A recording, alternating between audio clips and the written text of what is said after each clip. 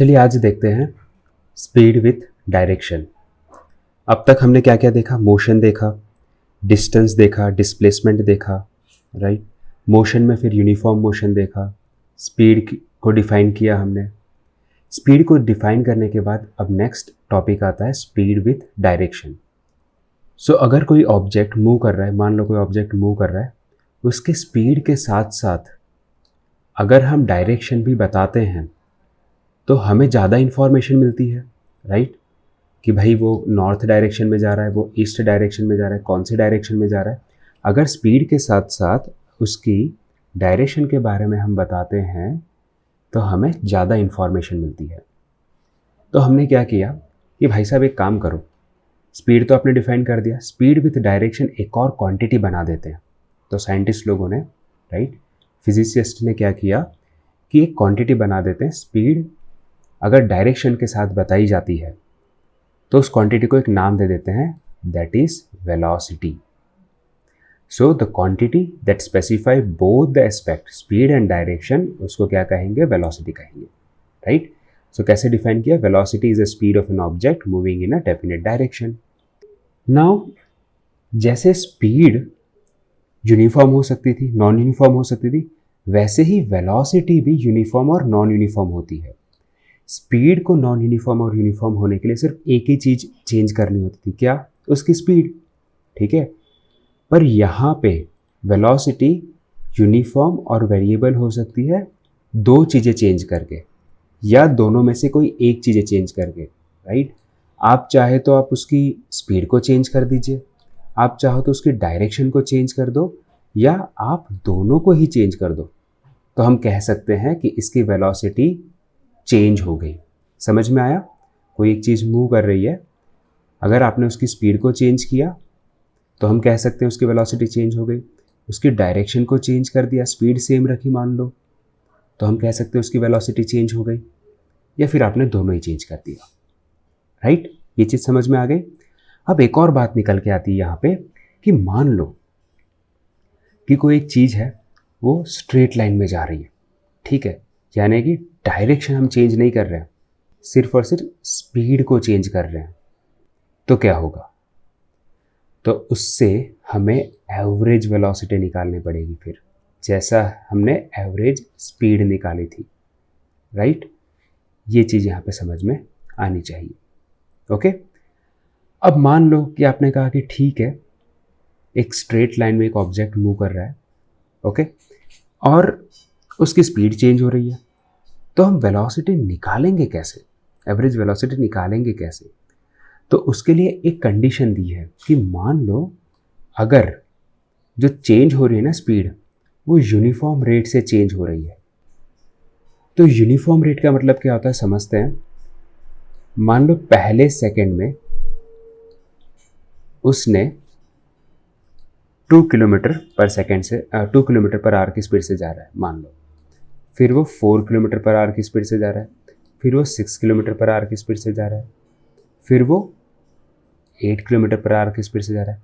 तो आप देख रहे हो स्पीड यूनिफॉर्मली वेरी हो रही है, राइट। फिर मान लो वो 10 किलोमीटर पर आवर की स्पीड से जा रहा है, और फिर 12 किलोमीटर पर आवर की स्पीड से जा रहा है। अब अगर मुझे इसकी एवरेज वेलोसिटी निकालनी होगी तो कैसे निकालेंगे?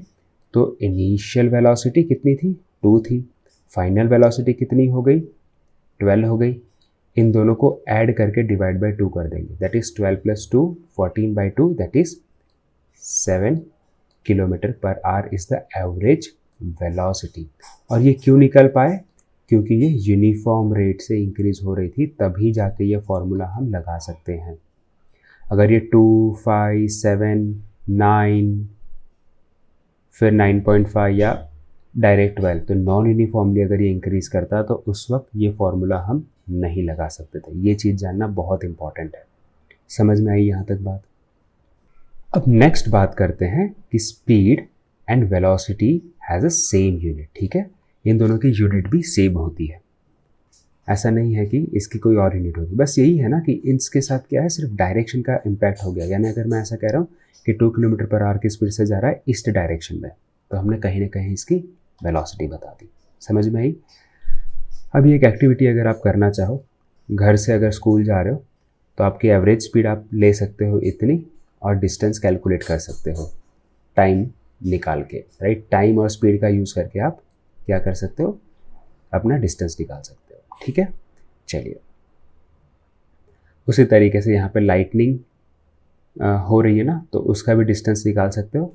टाइम इंटरवल निकालो, ठीक है। टाइम इंटरवल मेज़र करो रिस्ट वॉच से, स्टॉप वॉच से, साउंड की स्पीड दे के रखी है, राइट। डिस्टेंस निकाल लो, सिंपल सी बात। कुछ क्वेश्चंस देखते हैं जो यहाँ पे दिए हुए हैं। Distinguish between speed and velocity, तो कौन है, स्पीड छोटा भाई है, वेलोसिटी बड़ा भाई है। एग्जाम में ऐसे नहीं लिखना, स्पीड सिर्फ मैग्नीट्यूड को बताता है, वेलोसिटी एक क्वांटिटी है जो मैग्नीट्यूड के साथ साथ डायरेक्शन को भी बताता है, ठीक है। ऑडोमीटर क्या करता है, what does the odometer of an automobile measure, ठीक है। क्या मेजर करता है, स्पीड मेजर करता है, नहीं। ऑडोमीटर क्या मेजर करता है, डिस्टेंस मेजर करता है, ठीक है। What does the path of an object look like when it is an uniform motion, right. अगर यूनिफॉर्म मोशन में कोई भी ऑब्जेक्ट जा रहा है तो वो कैसे दिखेगा, स्ट्रेट लाइन की तरह दिखेगा। समझ में आई बात, ठीक है। During an experiment a signal from the spaceship reach the ground station in 5 minute, 5 minute में स्पेसशिप से सिग्नल हमारे यहाँ पहुँचा दिया। और क्या बोला है, डिस्टेंस कैलकुलेट करो स्पेसशिप का ग्राउंड स्टेशन से, स्पीड दे के रखी है, यानी स्पीड दिया है, टाइम दिया है, डिस्टेंस इजीली कैलकुलेट हो जाएगा, ठीक है। चलिए जल्दी से ये क्वेश्चन देख लेते हैं। Odometer of a car read इतना, यानी इतना दिखा रहा है at the start of the trip, trip start करने से पहले। At the end of the trip इतना दिखा रहा है, इतना कितना डिस्टेंस कवर किया है, 400 kilometre, because 2400 minus 2000 that is 400 kilometre trip में ट्रैवल किया है। कितना घंटा लगा इसको, 8 आवर्स लगे, राइट। सो एवरेज स्पीड क्या होगा, total distance upon total time, so 400 upon 8 कर देंगे डायरेक्टली, तो एवरेज स्पीड आ जाएगी, ठीक है। अगर मीटर पर सेकंड में आपको बताना है तो कुछ नहीं, किलोमीटर को आप क्या करो, मीटर में कन्वर्ट कर दो, मल्टीप्लाई बाय 1000 करके, इसको सेकंड में कन्वर्ट करो, मल्टीप्लाई बाय 60 करके, दैट इज 3600 से मल्टीप्लाई करके, राइट, सेकंड में कन्वर्ट कर दो, इजीली आपकी वैल्यू आ जाएगी। समझ में आई बात, तो आपकी वैल्यू आएगी 13.9। उषा बहन जो थी वो स्विम कर रही थी, मान लो उनका स्विमिंग पूल है, उसकी लेंथ कितनी दी हुई है, स्विमिंग पूल की लेंथ दी हुई है 90 मीटर, ठीक है। मैडम जी यहाँ से यहाँ स्विम कर रही थी। She cover 180 metre in a 1 minute, उनकी जो स्पीड है वो क्या बोला कि 1 मिनट में वो 180 किलोमीटर, नॉट किलोमीटर, ट्रैवल कर सकती है। So by swimming from one end to the other end back along the straight path, तो मोहतरमा क्या आ गई, यहाँ से यहाँ गई और फिर वापस आ गई, तो 90 जाने के और 90 आने के, राइट, यानी 30 सेकेंड में वो गई होगी, 30 सेकेंड में वो वापस आई होगी, क्योंकि 1 मिनट में वो पूरा कंप्लीट कर लिया है 180 मीटर। एवरेज स्पीड निकालनी है, टोटल डिस्टेंस कितना है 180 मीटर, 1 मिनट की जगह पे क्या करेंगे 60 सेकेंड लिख देंगे, जस्ट इसको डिवाइड करेंगे, हम मिल जाएगा 3 मीटर पर सेकेंड उषा की एवरेज स्पीड। दूसरा क्या पूछा है, एवरेज वेलोसिटी। देखिए अब एक और फॉर्मूला यहाँ पे वेलोसिटी का आता है कि एवरेज वेलोसिटी निकाल सकते थे, यहाँ पे कोई इनिशियल वैल्यू और फाइनल वैल्यू जैसा कुछ है क्या, नहीं ना, तो यहाँ पे क्या फॉर्मूला लगाएंगे, ये फॉर्मूला भी आपको याद कर लेना है, displacement upon total time taken, right, क्योंकि डायरेक्शन मैटर करेगी ना वेलोसिटी के केस में। मोहतरमा जाके वापस आ गई तो फाइनल पोजीशन इनिशियल पोजीशन दोनों ही सेम थी, तो डिस्प्लेसमेंट ज़ीरो हो गया, डिस्प्लेसमेंट ज़ीरो हो गया तो बोला कि एवरेज वेलोसिटी इसकी ज़ीरो है।